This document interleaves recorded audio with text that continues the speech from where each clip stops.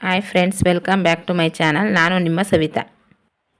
ಇನ್ನೇನು summer start ಆಯಿತು. ಹಾಗಾಗಿ ಈ ಬಿಸಿಲಿಗೆ ಏನಾದರೂ ತಂಪಾಗಿರುವ ಪಾನೀಯ ಕುಡಿಬೇಕು ಅನಿಸುತ್ತೆ. ಹಾಗಾಗಿ ಬೇಲದ ಹಣ್ಣಿನ ಪಾನಕ ಮಾಡುವುದು ಹೇಗೆ ಎಂದು ತೋರಿಸುತ್ತೇನೆ ಈ ವಿಡಿಯೋದಲ್ಲಿ. ಪಾತ್ರೆಯಲ್ಲಿ 1 ಲೀಟರಷ್ಟು ನೀರು ತಗೊಳ್ಳೋಣ. ಬೆಲ್ಲ ನೆನೆಸ್ಬೇಕು. ಪಾನಕ ಮಾಡೋದು 2 ವಾರ ಅಂತ ಅಂದ್ಬಿಟ್ಟು ನೆನೆಸ್ಬೇಕು ಬೆಲ್ಲನ.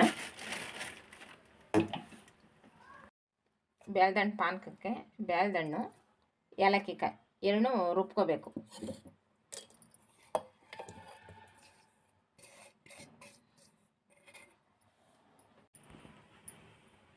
ಪೇಸ್ಟ್ ಮಾಡ್ಕೊಂಡಿದ್ದೀನಿ. ಬೆಲ್ಲ ನೋಡಿ ಇಷ್ಟು ಚೆನ್ನಾಗಿ ಕರಗಿದೆ. ಕರಗದಾದ್ಮೇಲೆ ನಾವು ಏನು ರುಬ್ಕೊಂಡಿರ್ತೀವಿ ಬೇಲ್ದಣ್ಣ, ಆ ಮಿಶ್ರಣನ ಇಲ್ಲಿಗೆ ಸೇರಿಸ್ಬೇಕು.